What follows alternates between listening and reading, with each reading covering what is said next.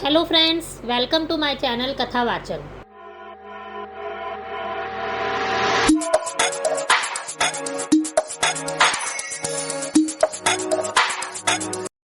आज मैं आपको पुत्रदा एकादशी की कथा का वर्णन करूंगी। द्वापर युग के आरंभ में महिष्मती नाम की एक नगरी थी, जिसमें महिजीत नाम का राजा राज्य करता था।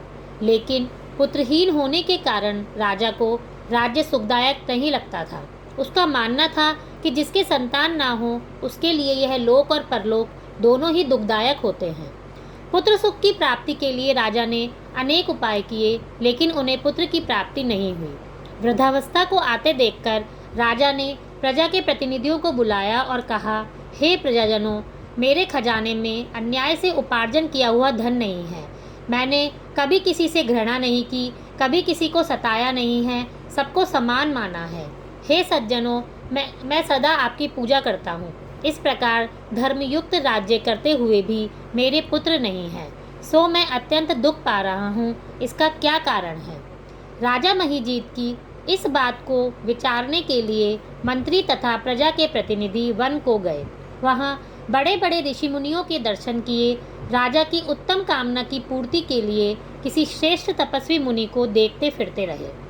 एक आश्रम में उन्हें एक बड़े तपस्वी, जितेंद्रिय, जितात्मा, समस्त शास्त्रों के ज्ञाता महात्मा लोमेश मुनि को देखा। सबने जाकर ऋषि को प्रणाम किया। उन लोगों को देखकर मुनि ने पूछा कि आप लोग किस कारण से आए हैं? निसंदेह मैं आप लोगों का हित करूंगा। मेरा जन्म केवल दूसरों के उपकार के लिए ही हुआ है, इसमें संदेह मत करो। लोमश ऋषि के ऐसे वचन सुनकर सब बोले, हे महर्षि, आप हमारी बात जानने में ब्रह्मा से भी अधिक समर्थ हैं, अतः आप हमारे इस संदेह को दूर कीजिए। महिष्मतीपुरी का धर्मात्मा राजा महिजीत प्रजा का पुत्र के समान पालन करता है, फिर भी वह पुत्रहीन होने के कारण दुखी है। उन लोगों ने कहा, हम लोग उनकी प्रजा है, अतः उनके दुख से हम भी बहुत दुखी हैं। आपके दर्शन से हमें विश्वास है कि हमारा यह संकट दूर हो जाएगा, क्योंकि महान पुरुषों के दर्शन मात्र से कष्ट दूर हो जाते हैं। अब आप कृपा करके राजा के पुत्र होने का उपाय बताइए। यह वार्ता सुनकर ऋषि ने थोड़ी देर के लिए अपने नेत्र बंद कर लिए और राजा के पूर्व जन्म का वृत्तांत जानकर कहने लगे कि यह राजा पूर्व जन्म में एक निर्धन वैश्य था। निर्धन होने के कारण इसने कई बुरे कर्म किए। यह एक गांव से दूसरे गांव व्यापार करने जाया करता था।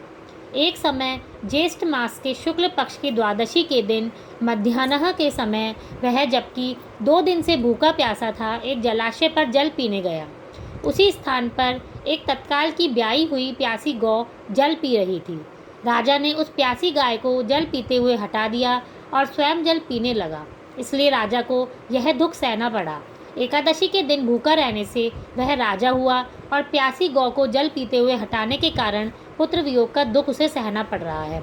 यह सुनकर लोग बोले, हे ऋषि, शास्त्रों में पापों का प्रायश्चित भी तो लिखा है, अतः जिस प्रकार राजा का यह पाप नष्ट हो जाए, आप ऐसा उपाय बताइए।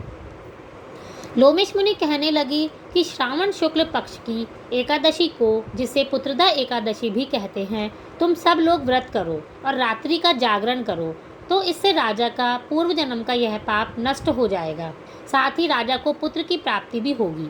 लोमेश ऋषि के ऐसे वचन सुनकर मंत्रियों समेत सारी प्रजा नगर को वापस लौट आई और जब श्रावण शुक्ल एकादशी आई तो ऋषि की आज्ञा के अनुसार सबने पुत्रदा एकादशी का व्रत और जागरण किया।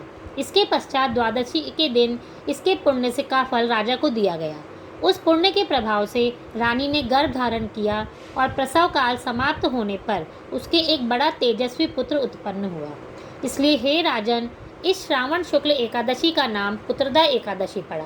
अतः संतान सुख की इच्छा हासिल करने वाले इस व्रत को अवश्य करें। इसके महत्म्य को सुनने से भी मनुष्य के सारे पापों से मुक्त हो जाता है और इस लोक में संतान सुख भोगकर परलोक में स्वर्ग की प्राप्ति होती है। आप सभी को पुत्रदा एकादशी की शुभकामनाएं। धन्यवाद।